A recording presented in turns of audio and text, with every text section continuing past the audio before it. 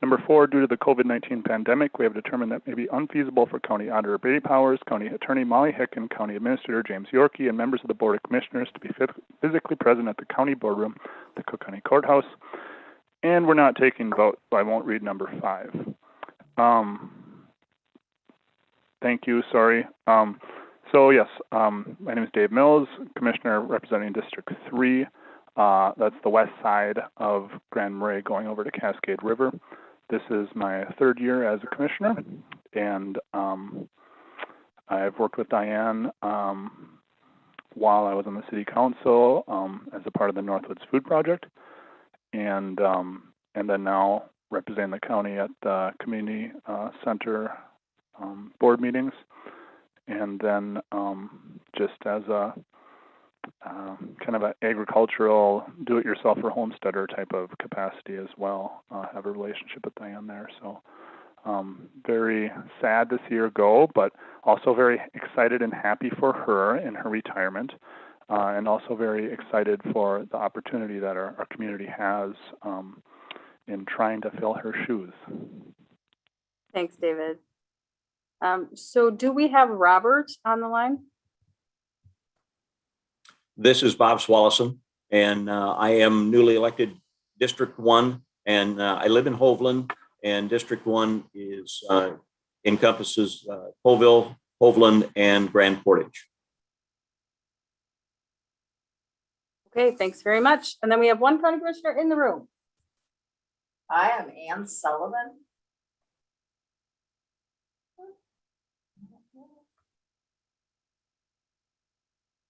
They should be able to hear you from just the audio on this computer, I would think.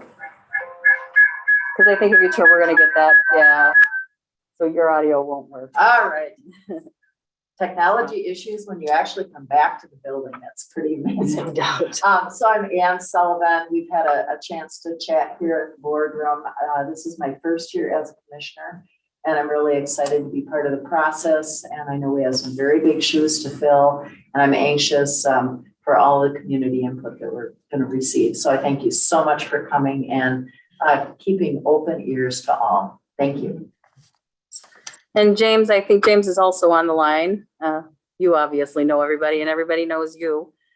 So welcome everyone. Once again, I thought it would take just a few minutes to talk about extension at the University of Minnesota. It's a little bit different than what you guys have. Excuse me, I'm sorry. We do have another commissioner, Commissioner Storley, who is our West End commissioner. Ginny, did we miss you? Yes, you did, Vicki, or Lori. Sorry. Okay, Commissioner Ginny Storley. This is my 7th year as a commissioner. I represent Lutzen, Tofty, and Schroeder. Was a former supervisor before that, business owner, and way before that, a very active 4-H'er.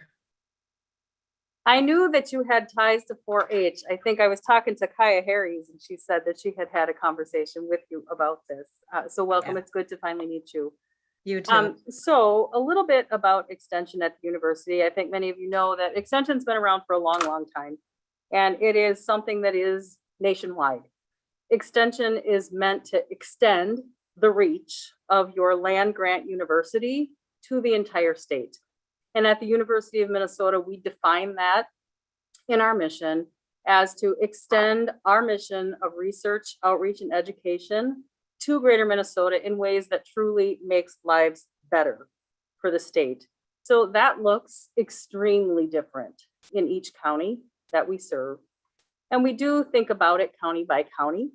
My role is regional, but when we sort of had to change our funding structure and ask counties, what positions they wanted to fund, it really changed the conversation to one that was, what are the needs of your specific county? So we have different kinds of educators, different kinds of Diane booths in different counties across the state, but they fall into a certain number of buckets. So in extension, we've defined our work for Minnesota into these buckets, and I'll talk briefly about each one. So this is the kind of work that we think in Minnesota we really need to improve the quality of life. The first and one that's probably one of the most popular is our youth development programming. The most popular is 4-H. So you, I'm sure, have heard of the 4-H program in Minnesota, because we have a lot of communities that are agriculture based. We do have a very active 4-H body, but we also have urban communities where we have a lot of programming like STEM, science, technology, engineering, and math, youth programs that are very active. So we have many educators, over 100 of them across the state, that work with youth on programs for youth specifically. The second big area that we do work in is called AF&R acronym. It's Agriculture, Food, and Natural Resources. And because Minnesota is such an agriculture, horticulture state, we have lots of educators. Some of them have expertise more in horticulture. So the Master Gardeners program, you have an active one here. Some of them have expertise in crops, because we have a lot of crop farmers across the state. Some of them have more expertise in livestock. Actually, like Stearns County is one of the biggest dairy counties in the nation. So a lot of diversity even within those buckets. A third big bucket of our work is economic vitality. So we have a lot of economists and statisticians who work with Extension, and they work with counties. Sometimes, especially more recently, counties don't have enough funding to have their own in-house EDA. And so we have experts who will partner with counties to do EDA type work. We've done impact studies. You know, we did, like when Electrolux left St. Cloud when they closed. Some of our educators did an impact study working with St. Cloud to talk about what that was going to look like. We also do a lot of leadership development programs across the state, and a lot of those are county based. So in my counties, we have several where, you know, you have a year cohort of folks from within the county that the county's looking for. How do we train our future leaders? And we put together a program that helps them do that. So lots of work in economic development. Oh, there's marketing. Hometown America is a big deal too, where we help rural communities promote and market themselves, with a lot of people leaving the metropolitan areas in competition for where they go. The fourth bucket that we have, and this is the last one, so 4 big buckets, is family development. So we do a lot of programming to help families stay vital. And a lot of that is based around families who are in transition or in trouble. So we have a lot of programs. If you are incarcerated and you have children, we actually go to prisons and teach parenting classes for military families that are transitioning either with a family member leaving or coming back. We have programs to help with those transitions. We do a lot with SNAP education. So you guys probably have heard of that. That's to help if people need food assistance. It's a lot of teaching. We have a cooking kitchen in a lot of our regional offices, mine included, where we teach a lot of classes. I know Diane does some of that here. So those are the 4 big buckets where we have work. And I thought maybe for the purposes of conversation today, it would be helpful to divide into those buckets and talk about the work that Diane does, the needs of the county. So what are those things that she's doing to meet the needs of the county? What are other needs of the county in that bucket?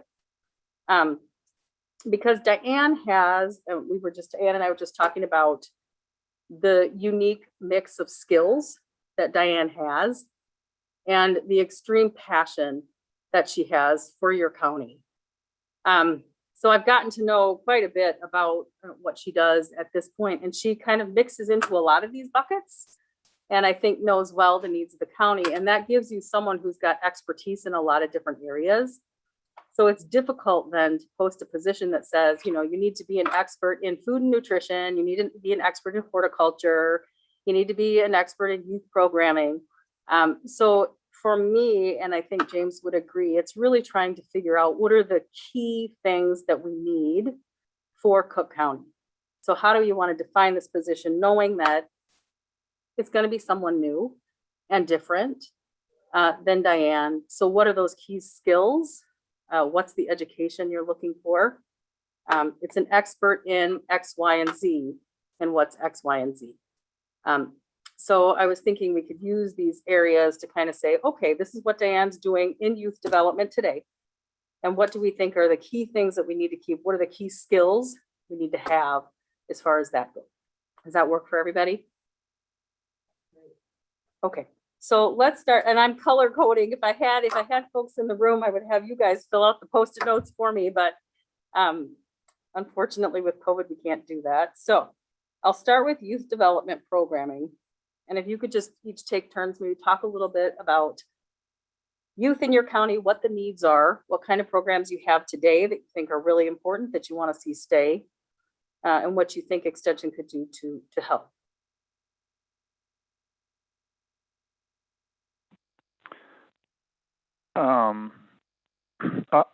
I'll start, and if you know, so much of Diane's position overlaps both the community center director as well as extension services director, and so it's really difficult to separate what she does, and they fit so well together as well. But so much of entirely what the campus of the current community center is a product of the hard work and planning that Diane and others have done. But the youth really rely on that campus. They really rely on the skate park. They really rely on the playground. And having that in proximity to school, I think, is very important as well. And then there's the ice rink on top of that. The youth in this community, there's, it ebbs and flows the interest in hockey and ice skating, but right now I feel like there's a very strong interest. Another program is the backpacks of food that's so important to the youth that maybe don't have as much access to healthy food. And then also just any of the programming that's been done in the past, whether it's the Incredible Exchange program, which I think was on pause this last year due to the pandemic. But any of those activities really teach kids or give kids opportunities to learn to work with their hands, to be involved, and to be involved in the community. I think it's a great stepping stone to build leadership and just to have another support network for kids in our community. Thank you.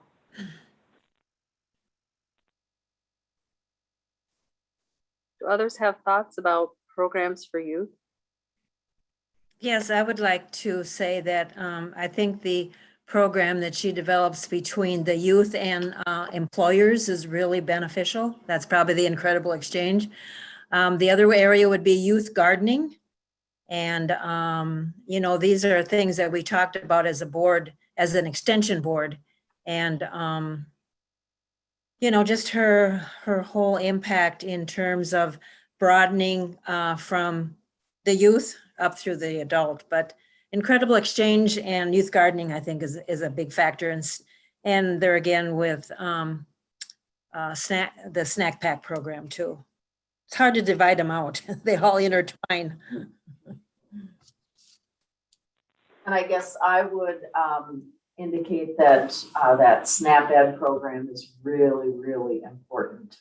There's such a need for nutrition education, healthy food, and I see that in addition to the Incredible Exchange and youth gardening as being really critical for our community. That spurred another thought I had too, was just as far as the 4-H program is concerned in Cook County, there was a 4-H program, and much like I think the hockey or interests come and go, and it's important for there to be flexibility. I would really like to see more of a 4-H program, and I think that could be integrated again if there's interest. And I understand that we can't force these programs if the community is not looking for them. But I think it's important to have someone in the position who can assess the needs like that, and if there is interest coming back, to be able to adapt to that as well. I hate to see it go away and never come back.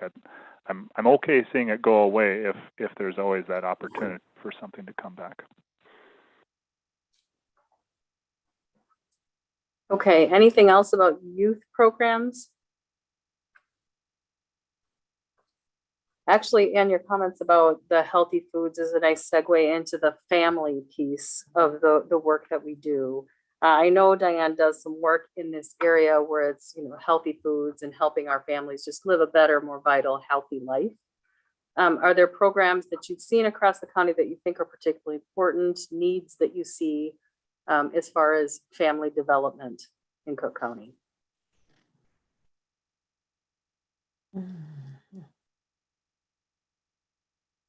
Well, this is family, but it's probably in particular for women, but the home food preservation program benefits the whole family. So I would put that, in that category too. And then the gardening, the community gardening, that's a family activity. So those are two areas that I think would have a pretty good priority.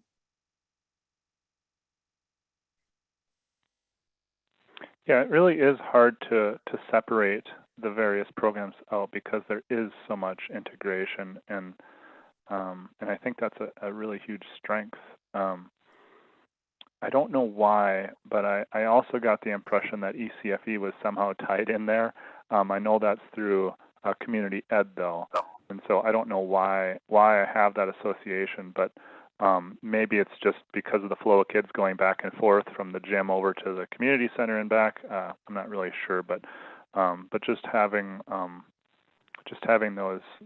those types of programs, I think, is especially important when everyone is having such a hard time just staying afloat. What is ECFD? Early childhood family education.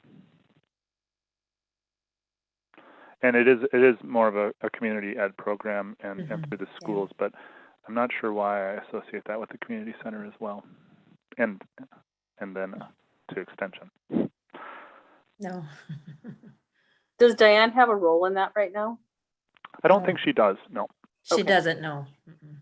It's more of a public education thing, more associated with the schools. Maybe the children. I know in some something. counties, our youth educators partner with that program to do some things. So yeah. Other things about families, and you're right, the food preservation, we do put that into the family development bucket. So when and I know that these things are so intertwined, it's hard to separate them for us too, but I thought for the purposes of conversation, it might be easy to kind of pluck them out a little bit. So when it comes to families, what other needs are there in the county? Do you feel like you have good programs that help families stay together, to volunteer together? Well, there certainly are good programs, but I think what we're seeing more and more is just the challenges and that young families have to stay in Cook County. And I think it would be really helpful to have programs to just talk about it, to have a support network. It helps so much to know that if you're a young family, you're not alone. There are other people going through this. And then just more education, and this gets over to the clinic and the hospital side of things, as well as the human services through the county. But just talking about adverse childhood experiences, ACEs, and how behavioral health is so important at an early age, and just having more of those educational pieces. But because we have those other programs through other agencies or departments, I don't feel like this should be the focus of extension, but I just see that the integration as a really good opportunity across the board. Diane does do, along with other community members, a Northern Gardening radio show, and I think that would definitely help folks in families. It's a wonderful program on Thursday evenings, once a month, I think.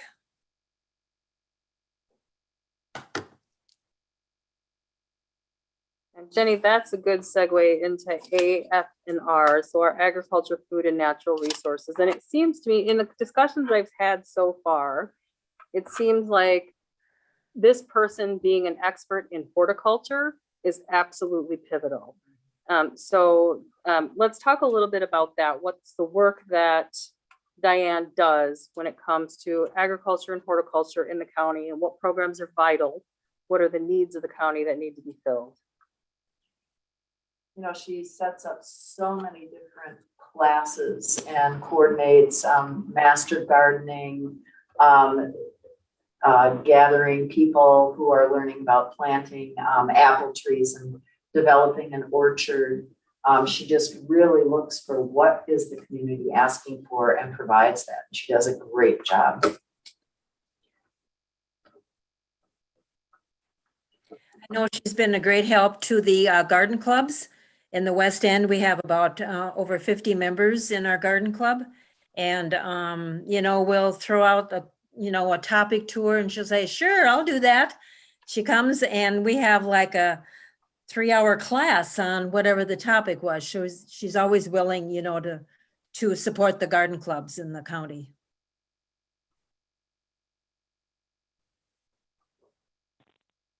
She helps a lot with soil testing, you know, and just doing those things that are kind of obvious tools for extension work, but she does quite a bit of it.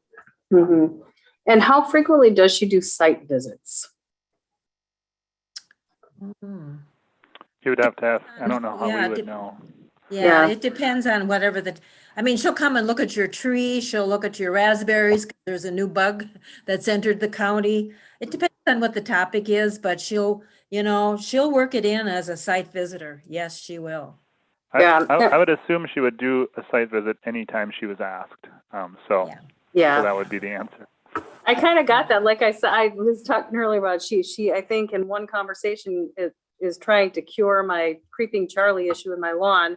And I could tell just in that conversation that if I were anywhere near her, less than 5 hours away, she'd have been out there looking at it within 10 minutes. So that's really dedication to something. And like I said, I am having lunch with her today, so I'll talk to her about all these things and get her perspective on all of this as well. Yeah, and I mean, so she's one of the founding members of the Northwoods Food Project, and that's really trying to enable agriculture in our community in this particular poor soil and difficult climate, and just trying to support any developments there. And you know, that can go in so many different directions. Some of the significant areas that I've seen work is in the historical nature of agriculture in our community. Just trying to document some of the original homesteads, record or find rather the records for crop yields, historic crop yields, and just kind of see how that compares and maybe try to restore those. Also documenting the historic apple trees, the different varieties, because we know there's however many current varieties which have gone through many transformations, but also some of those original varieties in our area when the options weren't so plentiful.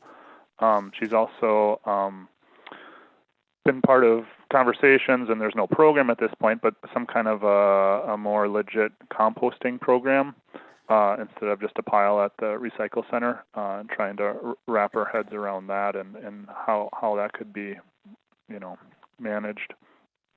And then also she's been, you know, a strong part of the Thursday food markets at the community center.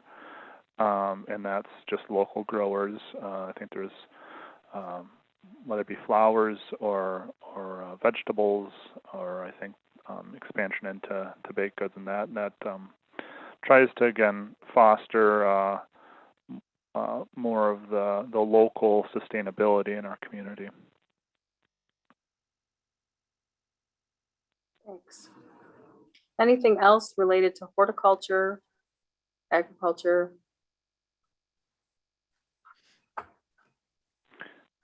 Okay, the last big bucket of work that we do is in that economic and community vitality. So EDA type work, leadership development type work, bringing folks to small town Minnesota type work.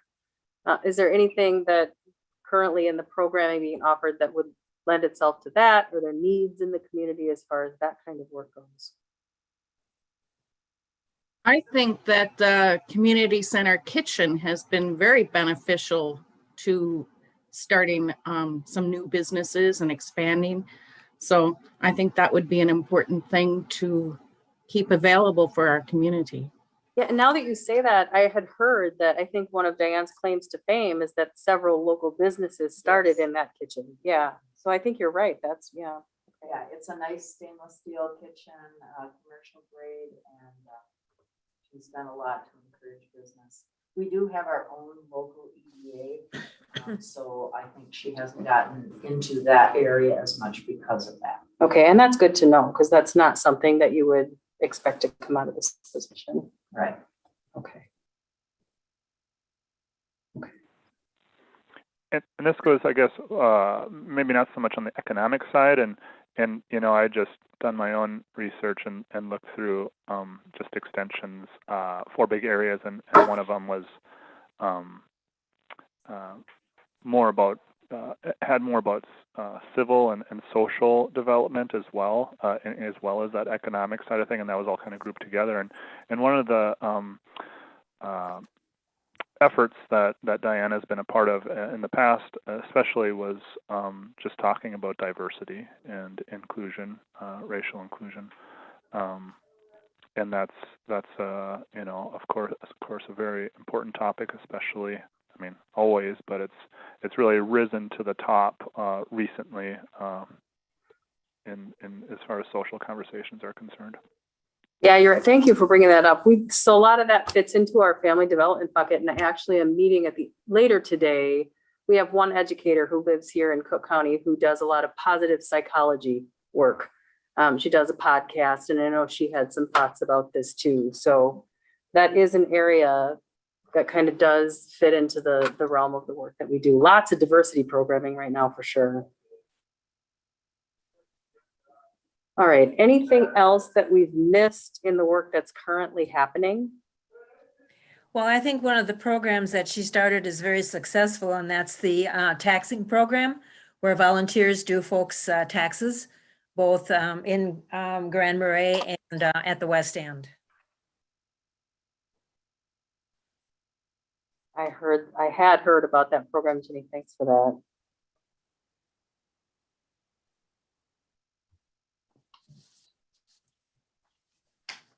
So if you think of other ideas about programming that we don't want to miss in all of this, please do feel free to shoot me a note at any time. I wanted to switch gears a little bit and talk about needs of the community. What are the economic drivers of this community? And what do you think are the key needs of programming that you have? I know that we talked a little bit before about, someone had mentioned difficulty for young families to stay in the county. So what are those challenges that you face? Well, I think we can all agree that housing is the most difficult, just the hardest, the biggest challenge we got, the most current challenge right now. And that specifically the affordability. And so that, you know, our economy is very much a tourism economy. And so any kind of diversification, I think, could really help strengthen our economy. It's also tricky because you want to work with your strengths, right? But that diversity, I think, is a much healthier way to go about things. And so that's one of the areas that I am excited about is the potential for any agricultural economy growth, whether it's a value-added product or just straight up producing food for restaurants. And one of the efforts that Diane was a part of there was what's called a Green Dollar Survey, and so she did an assessment of all of the potential in the county from restaurants or other retailers for growing our own food, to see if there is room for local ag to you know, be a part of that process. And there is quite a lot of dollars there on the table. So I think one of the top ones would have been maple syrup. It's a very high valued product, but we know we can't just live off of sugar. So I think all the other areas are very important. Fishing is something that historically has been a part of Cook County and still is very important, but there aren't as many fishermen and there aren't as many licenses either. And so that's something that I would like to see more of if possible. I think any work, any bridging that can happen, and that's something that is hard to define for this position, but for Diane, she was very good at bridging the various interests and connecting people to kind of make things work, almost like someone in an EDA would do. So, and Diane is also really good at working with the EDA, I'd say. I was curious, you talked about sourcing locally. I had dinner the other night at the restaurant that's connected to the fish market. Oh, wow, delicious food there and wonderful people. And was wondering if I got this salad that was like just beautiful with greens and all. I was wondering if a lot of that is sourced locally, or where it's coming from. I was going to ask, and I was like, you don't want to bother people too much with all your work-related inquisitions, but was thinking, I bet a lot of this stuff is coming from right here in Cook County. A lot of it can, as long as the weather warms up and we get our lettuce growing. Yeah, I suppose today it's not. Yeah, good point. All right. Other big needs that you see in this county?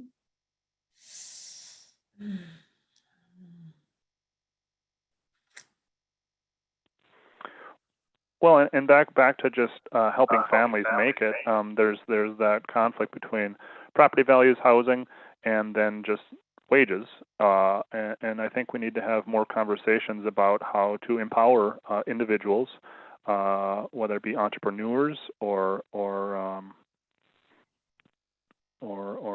current business owners who have gone through purchasing someone else's business, but just really strengthening and educating people on how to be more successful when there's these kinds of challenges. I think there's a lot of opportunities, a lot of outside of the box thinking that's needed because there's some outside of the box situations with market conditions and whatnot. Yeah, and this discrepancy in price, someone told me that the population of your county doubles in the summer months. I don't know how much truth there is to that, but so I'm assuming that it's because you have a lot of retired people or folks who have second homes out here or have the budget to pay more for a property or want this lake property or want places out here, and that's driving up the cost of housing for everyone in the county. Is that true? True. Yeah. And I mean, it's very interesting dance because we want our community to be desirable, right? Everyone wants it to be a nice place, but the nicer we make it, the more desirable it is, and the more expensive it gets. And so it's an upward spiral. Is that a thing? Yeah, maybe. Huh. Well, economically, I would like to see more of the kitchen opportunities. Somewhere in Diane's office, there's a whole big plan about expanding that kitchen so that more folks can come in to do the small little food preparations. And I think, if someday the budget in the county ever would be able to help with that, I think that would be a great asset to the county and to entrepreneurs who could have some type of a food development there. Mhm. That's a good thought. I think also COVID has taught us that our community has really good broadband, and because of that, there's opportunities to provide courses and training for our families here in Cook County. So using that technology that we have, using that broadband to help Extension deliver tools and training to people is something I think we can really expand upon. Yeah. And we've learned the same thing in Extension. I think especially our gardening programs, it's crazy how much interest in gardening has just shot up astronomically during this pandemic, and a lot of our programs where we would have seen 100 people in attendance, now they're virtual. And during COVID, we've seen thousands of people, and it's not restricted by space anymore. So this is a, a discussion for us about how much of our programming remains county by county specific and how much of it stays virtual where you can have a broader audience. So yeah, I think that's an exciting opportunity for everybody. I would really like to see more STEM work as well. I think our school has a good robotics team, and I'd like to see more of that happening. It's exciting to hear that Extension has that in the baskets as well. And the school also has an excellent new industrial arts facility, and so if we could get some kind of cooperation and partnership there, I think it could go a long ways. I'm not entirely sure how much demand there is in our community for that, but I think there's a lot of opportunity, a lot of potential, and it's a big, bad, changing world out there, and there's more and more need for the sciences and the tech side of things, and I think, like I said, there's a lot of potential here in Cook County to move in that direction.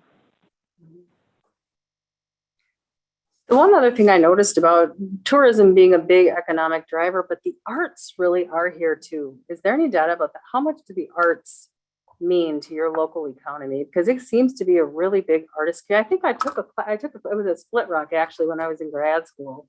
It was a pottery class up here, and I'll never forget that class. It was one of the best experiences of my life. But you see it all around you up here, that's for sure. Are there programs around that? There are. We have the Grand Marais Art Colony. The colony. That brings in a number of people. And of course, we have just a huge number of local artists. And North House is another organization that provides classes in the area of the arts and also crafts and things. And then we have the Johnson Heritage Post, where we feature local artists as well. So there's many people that get their work featured, but there is a great deal of instruction that goes on as well. And so people do come here specifically for that. Mm-hmm. It's kind of hard to put a dollar amount to that. Yeah. Other things you can sort of measure how much they impact your economy, but it really is everywhere around you here. And it's part of the beauty of this place. And maybe that's because it's something that I love personally, but you really wonder. I was driving back from Grand Portage, and does anyone know the family that owns the house on 61, that the whole yard is like a crazy mass of stuff turned into some kind of weird outdoor sculpture? It's the greatest thing ever. Whoever that is, I love those people. He's a state senator for another area. Yeah. Is he? Oh, for another county. I think it's Senator Weigel, I think. Right, Oh. right, yeah. Well, it's wonderful. We actually drove past it 3 times and took a video of it on the third. He would have loved it if you stopped and took pictures. Oh, really? See, I did. You don't want to bother people, so I didn't want to go no. onto his property, but it's worthy of it. I'd almost drive back up there and do it. It's really cool. There's no accounting for taste, right? That's what I was. It's nice that we all have different opinions. Yeah, I suppose people out here, might be kind of annoyed by all the stuff in his yard, but Well, I was going to point out though that I just the arts community had tried to quantify impact, and I just Googled trying to find that, and there was a report in 2015 saying there was $4.6 million annually into our economy, and so that's pretty significant. And just for perspective, I think that Green Dollar survey was potentially $2 million. So, it all adds up, but arts absolutely has a huge impact in our community. Okay, in our last 10 minutes, I wanted to switch gears a little bit and talk about the skill sets that you think a new person in this position needs. Because obviously you're not going to get everything. So it's thinking about what are the most important skills this person needs. I do have the program, the person needs to be collaborative and able to work with people, needs to build bridges, and be flexible. Are there other things that you guys think this person must have?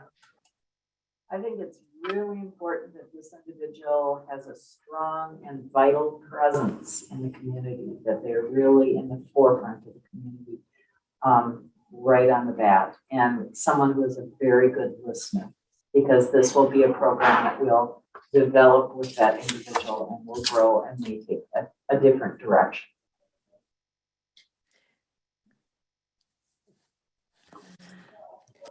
Lori, could you repeat a couple of those that Ann just said?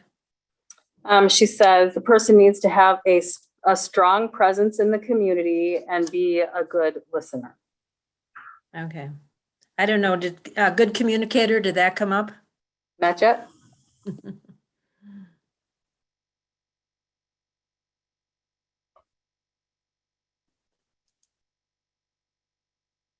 I would say someone who can really collaborate with other organizations in the community.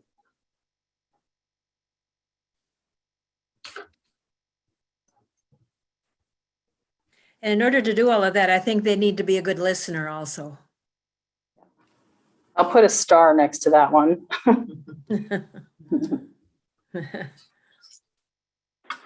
Yeah, and I would ask for experience in all of that and proven leadership. I do appreciate young and fresh, but I think there's nothing like experience to bring those qualities forward.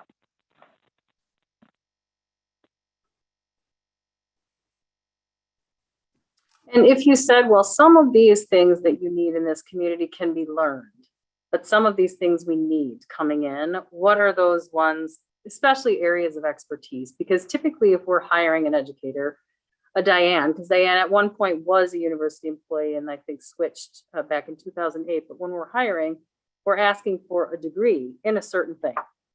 And that can be broad or it can be narrow. I mean, we can say it could be related in some way. But there's a big difference between people who are experts in youth development or have kind of more that psychology kind of aspect, or people who are experts in horticulture, agriculture, that side of the spectrum. What are your thoughts on that? This person's primary expertise should be.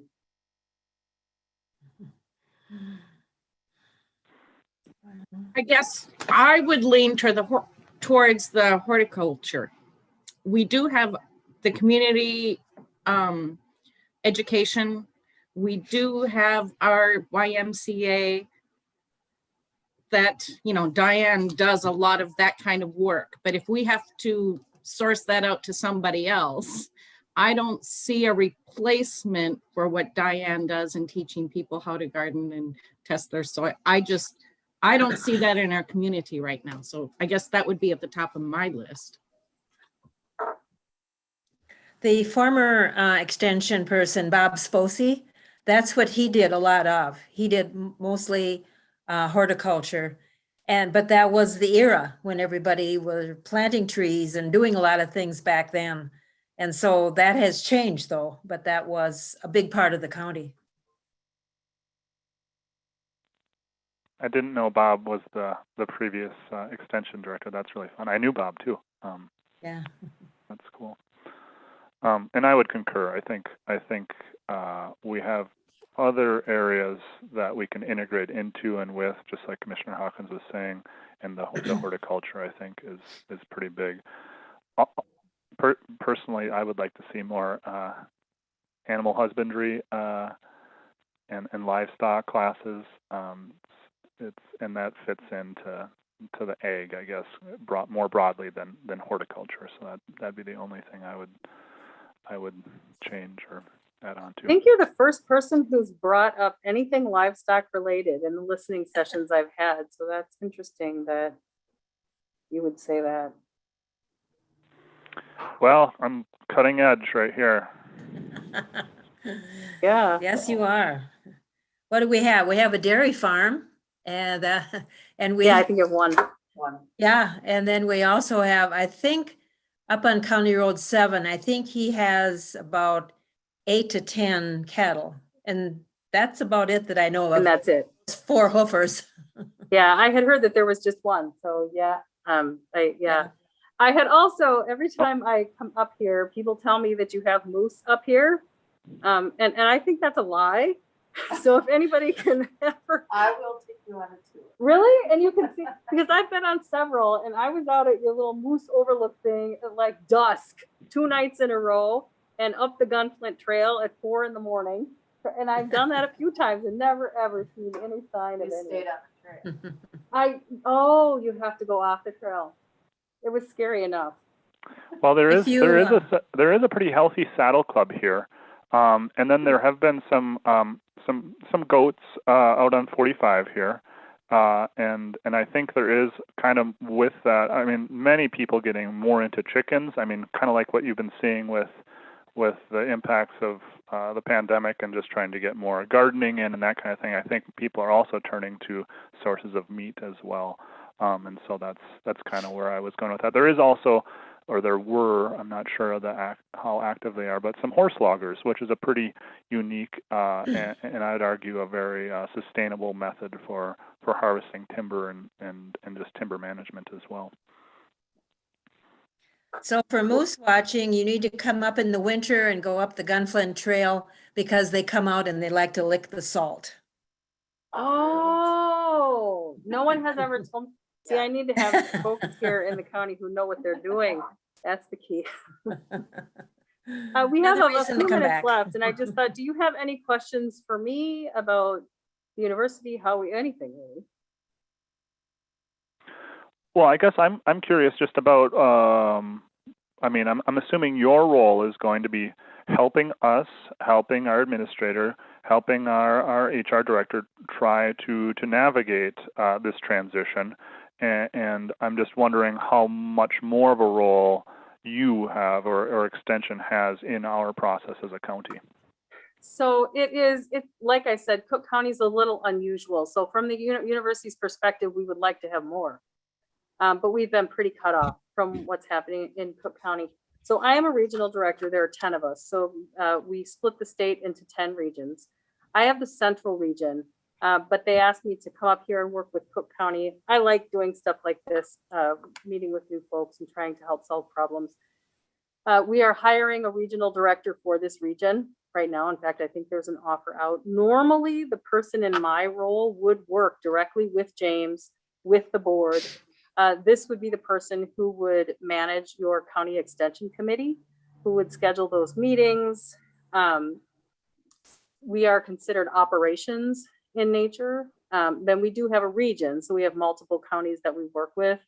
But we are university funded, so that's not something the county would fund. Typically, the university funds that connection. And then you would have your local educator, a Diane, she would also be at all of those meetings giving a report, and the regional director would just work with her to make sure things are going smoothly.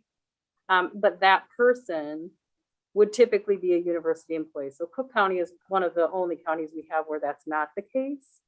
But then what that gives you is, like I said, you have all of these other areas of expertise. You're going to get an expert in something, but hopefully that person will be able to tap into all of the programs and all of the expertise and everything else that's happening across Extension and across the university and help make those connections. So that's kind of how we operate. It's like I said, it's different in every county because every county is unique. But normally you would have someone in my role who you guys would know and you would see a couple times a year. Mr. Chairman, I just wanted to add, for the benefit of people who may be watching this meeting, that we are going to be hiring a full-time person to replace Diane. So the question is not, should we outsource all the work that she does to Extension? It's really about exploring the relationship with Extension to figure out how to best integrate the services that Extension has to offer with what our new candidate will bring to the county. So that's kind of what this conversation is about. Thank you. Anything else in our last minute? Well, again, thank you all for taking the time to meet with me today, to learn more about all of the things that Diane does, how important her role is to the county. I think we have a huge challenge ahead of us. Yeah, and so I really appreciate the time today. And it's been wonderful to spend some time in your community and get to know the folks and the terrain a little bit. It's wreaked havoc on my allergies, but I did do some great kayaking and hiking this weekend and had some wonderful people tell me exactly where to go to see the most beautiful things. So thanks for the hospitality. And hopefully I'll get to see you again and we'll come to a really wonderful partnership. Thank you very much. Really Thank you, appreciate your Lori. work and efforts. Yeah. All right. Thanks so much.